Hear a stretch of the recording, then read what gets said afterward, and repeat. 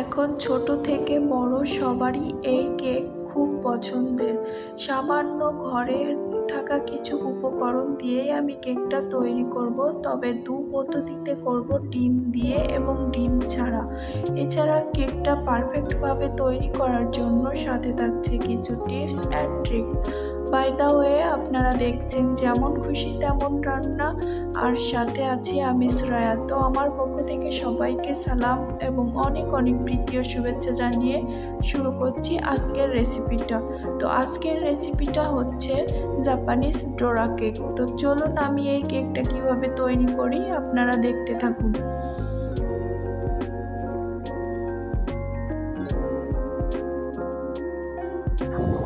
তো প্রথমে একটি বাটি নিয়ে নিয়েছি, এর ভেতর আমি ডিম ছাড়া যে কেকটা তৈরি করব তার ব্যাটারটা করে নেব। তো প্রথমে আমি 1 কাপ ময়দা দিয়ে দিয়েছি, সাথে আরও 1 কাপ ময়দা, মোট 2 কাপ ময়দা দিয়ে দিয়েছি। তারপর স্বাদের জন্য দিয়ে দিচ্ছি গুঁড়ো দুধ, এরপর চিনি দিয়ে দিয়েছি, তারপর বেকিং পাউডার, সাথে পরিমাণ মতো লবণ দিয়ে আস্তে আস্তে ব্যাটারটাকে অল্প অল্প দুধ দিয়ে, লিকুইড দুধ দিয়ে গুলে নিতে হবে।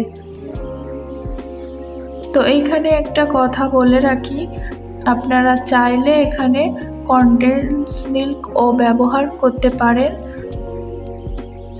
আর দুধটা সব একসাথে দিয়ে ব্যাটারটা তৈরি করা যাবে না, অল্প অল্প করে দিতে হবে।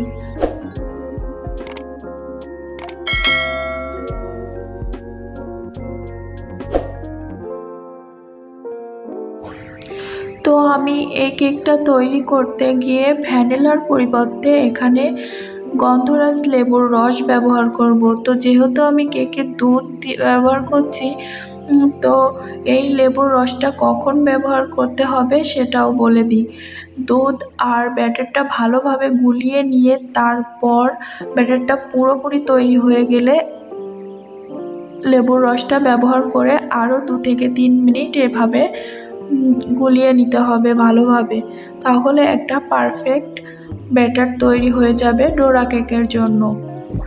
আপনারা যদি আগেই লেবুর রস ব্যবহার করেন তাহলে দুধটা কেটে যাওয়ার সম্ভাবনা থাকবে, এতে ব্যাটারটা ভালো হবে না। তো ব্যাটারটা দেখে আপনারা বুঝতে পারছেন ঘনত্বটা ঠিক কতখানি হবে। তো আমার একটা ব্যাটার তৈরি করা শেষ। এখন আরও একটা বাটি নিয়ে নিয়েছি, যেটার ভিতরে ডিম দিয়ে ডোরা কেক তৈরির জন্য ব্যাটার তৈরি করব। তো প্রথমে আমি একটা ডিম নিয়ে নিয়েছি, তারপর এখানে চিনি ব্যবহার করছি, আপনারা আপনাদের পছন্দ মতো দিয়ে দেবেন, আর আমি আমার পছন্দ মতো দিয়ে দিয়েছি। তারপর দিয়ে দিচ্ছি বেকিং পাউডার দিয়ে দিয়েছি। তারপর যতক্ষণ না চিনির দানাগুলো ভালোভাবে গলে যায় ততক্ষণ পর্যন্ত এভাবে নাড়তেই থাকতে হবে। এরপর চিনির দানাগুলো ভালোভাবে গলে গেলে এটা পারফেক্টভাবে তৈরি হয়ে যাবে পরবর্তী স্টেপে যাওয়ার জন্য। তো চিনির দানাগুলো ভালোভাবেই গলে গেছে, দেখুন উপরে একটা সাদাটে ভাব আছে। এরপর আমি এর ভিতর 1 কাপ ময়দা দিয়ে দিচ্ছি, তারপর আবারও এটাকে ভালোভাবে মিশিয়ে নিচ্ছি।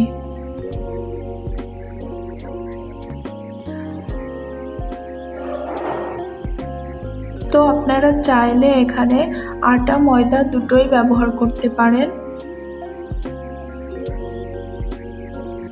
তো একটু শক্ত হয়ে গেছে, যেটা পারফেক্টভাবে হবে না, তো আমি এখন এখানে একটু লিকুইড দুধ ব্যবহার করব।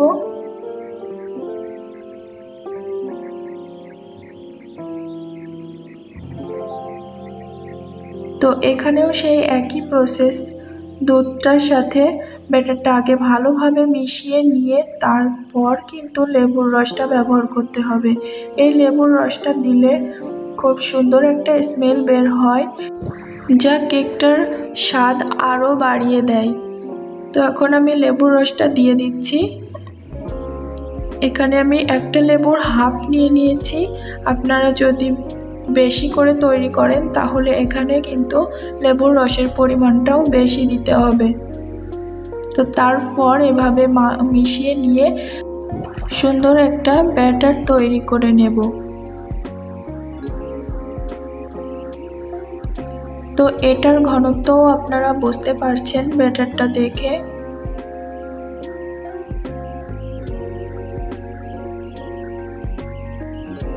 তো এরপর একটা কড়াইয়ে আমি অল্প একটু তেল নিয়ে এভাবে একটা পরিষ্কার কাপড় দিয়ে চারিদিকে দিয়েছি। তারপর যে আমি এই চামচটার 2 চামচ করে ব্যাটার নিয়ে কড়াইয়ের ভেতর দিয়ে দেব। তো এরপর আমি এটাকে ঢাকা দিয়ে 2 থেকে 3 মিনিট মতো রেখে দেব।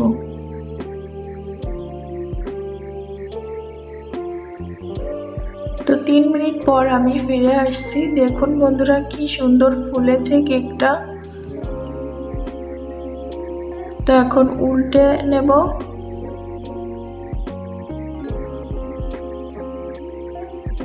তো দেখুন বন্ধুরা কেকের কালারটা কেমন সুন্দর হয়েছে।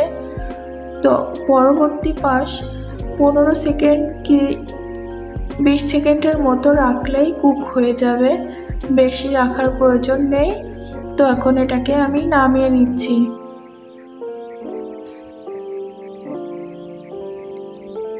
তো আরও একটা দেখিয়ে দিচ্ছি।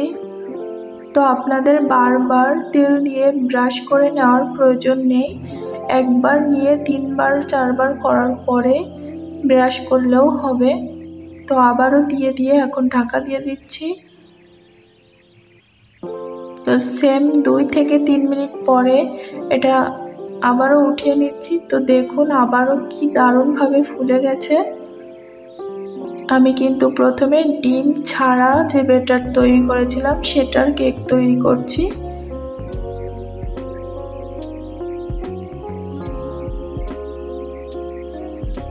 তো এখন এটাও হয়ে গেছে, নামিয়ে নিচ্ছি।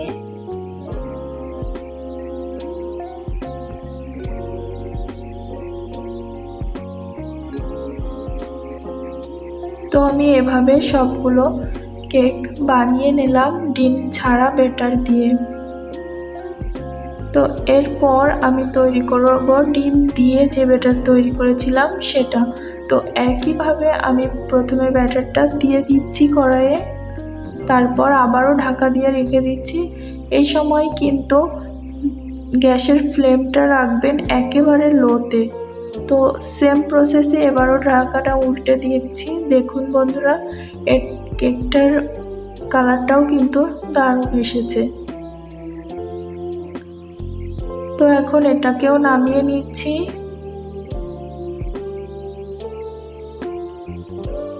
তো সেম প্রসেসে আমি ডিম দিয়ে যে ব্যাটারটা তৈরি করেছিলাম সেটারও কেক তৈরি করে নিলাম। তো দেখুন দুটোরই কালার চমৎকার এসেছে। তো এখন আমি এটা কেটে আপনাদেরকে দেখিয়ে দেব ঠিক কেমন হয়েছে ভিতরটা। তো বন্ধুরা আমার ভিডিওটি যদি আপনাদের ভালো লেগে থাকে তাহলে আমার চ্যানেলটিকে সাবস্ক্রাইব করুন, লাইক কমেন্ট শেয়ার করে আমার পাশেই থাকুন। তো খুব নরম আর স্পঞ্জি হয়েছে কেকটা, আপনারা সেটার ভেতর দেখলেই বুঝতে পারবেন। এই দেখুন, তো বাচ্চাদের টিফিনে কিন্তু খুব ভালো একটা খাবার। আপনারা এর ভিতর চকলেট দিয়েও বাচ্চাদের টিফিনে দিয়ে দিতে পারেন, ওরা খুশিতেই খেয়ে নেবে। বাই দ্য ওয়ে আপনারা দেখছিলেন যেমন খুশি তেমন রান্না, আর সাথে ছিলাম আমি সুরায়া। আজ এ পর্যন্তই, পরবর্তী এপিসোডে নতুন কোনো আবারও দেখা হবে। ততক্ষণ সবাই ভালো থাকবেন, সুস্থ থাকবেন। সবাইকে আল্লাহ হাফেজ।